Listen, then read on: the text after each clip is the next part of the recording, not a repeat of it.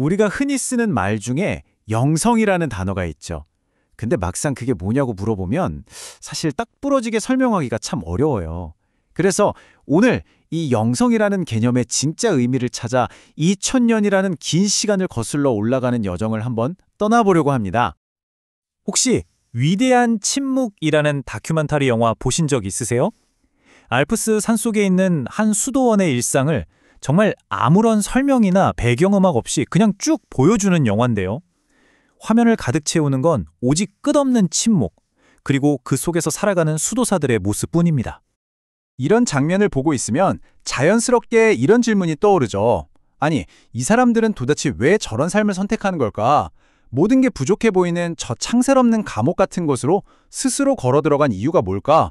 바로 이 질문이 오늘 우리가 탐구해 볼 이야기의 가장 중요한 시작점입니다. 이 질문에 대한 답을 찾으려면요. 먼저 성경에서 말하는 두 가지 종류의 생명을 구별해야 합니다. 바로 비오스와 조회인데요. 비오스가 우리가 매일 먹고 자고 일하는 그냥 살아가는 세속적인 삶이라면 조회는 그것보다 훨씬 깊은 차원의 역동적이고 신적인 생명 그 자체를 뜻해요.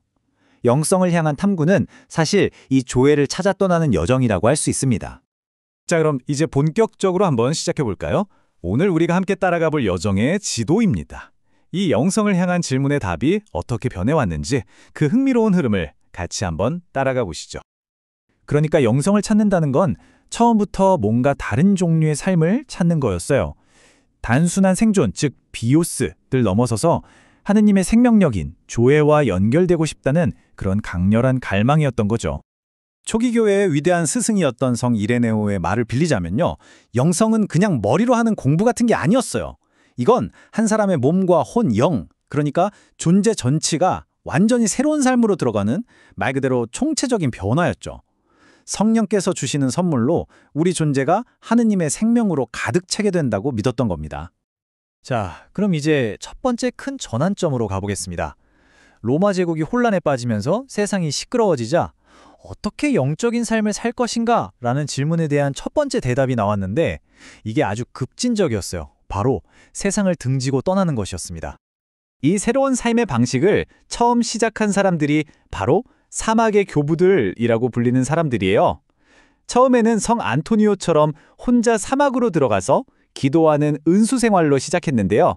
시간이 지나면서 성 파코미오처럼 흩어져 있던 사람들이 모여서 함께 하느님을 찾는 공동체를 이루는 방향으로 발전하게 됩니다. 이 부분을 보면 정말 흥미로운데요. 영성을 실천하는 방식의 첫 번째 진화가 일어난 거죠. 완전히 혼자서 고독하게 하느님을 찾는 것에서 체계적인 규칙 안에서 함께 기도하고 일하면서 신을 찾는 공동체를 만드는 방향으로 나아갔다는 점입니다. 그런데 로마 제국이 무너지고 유럽 전체가 그야말로 대혼돈에 빠지자 영성에 대한 또 다른 생각이 나타납니다. 이제는 단순히 세상을 거부하는 걸 넘어서 무너진 세상을 적극적으로 다시 만들어 나가는 새로운 형태의 영성이 등장한 거죠. 이 거대한 변화의 중심에는 서방 수도원의 아버지라고 불리는 성 베네딕토가 있었습니다. 그가 만든 규칙의 핵심은 아주 단순하면서도 혁명적이었어요. 바로 기도하고 일하라. 깊은 묵상과 기도, 그리고 땅을 일구는 육체 노동의 균형을 강조한 겁니다. 우리가 보통 이 시기를 암흑시대라고 부르잖아요.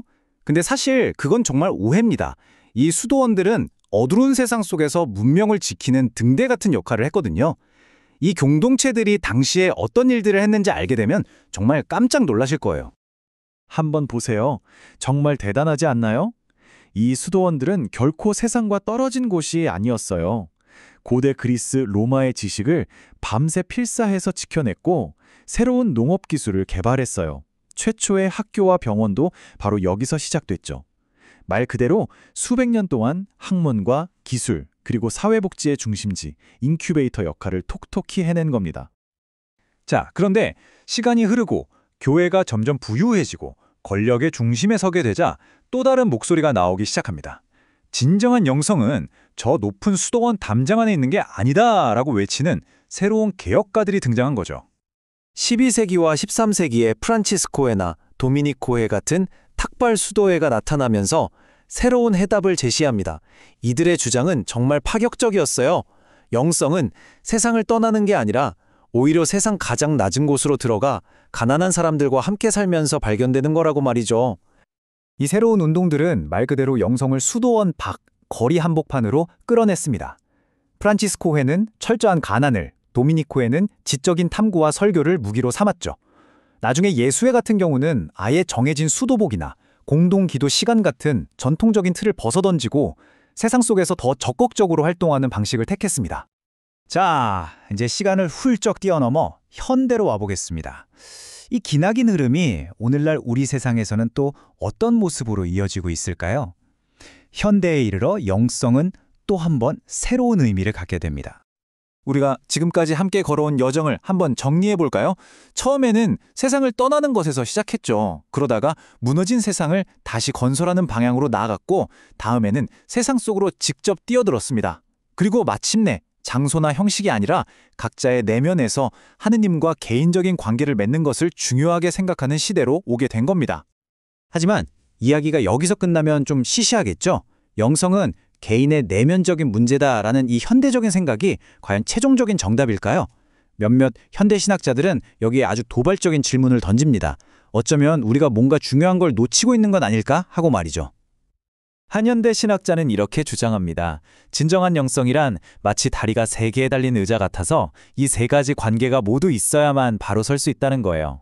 첫째는 하느님과의 관계, 둘째는 우리가 발딛고 사는 이 현실 세계와의 관계, 그리고 마지막 셋째는 가난하고 소외된 사람들과의 관계입니다. 이 중에 하나라도 빠지면 그건 온전한 영성이 아니라는 거죠. 이 문장은 정말 우리에게 큰 울림을 줍니다. 영성이란 단순히 나 혼자 마음의 평화를 얻는 개인적인 여정이 아니라 고통받는 이웃을 외면하지 않는 구체적인 실천이자 정의를 향한 윤리적인 부르심이라는 것을 아주 강력하게 이야기하고 있거든요. 결국 2000년의 긴 여정은 다시 우리 각자에게로 돌아와 이 질문을 던집니다. 세상을 떠나는 것에서 시작해서 세상을 재건하고 마침내 세상 가장 낮은 곳에 있는 이들과의 관계를 묻는 이 긴 흐름 속에서 오늘을 살아가는 당신에게 영적인 삶이란 과연 무엇을 의미하나요? 이 질문에 대한 답을 한번 곰곰이 생각해 보시는 건 어떨까요?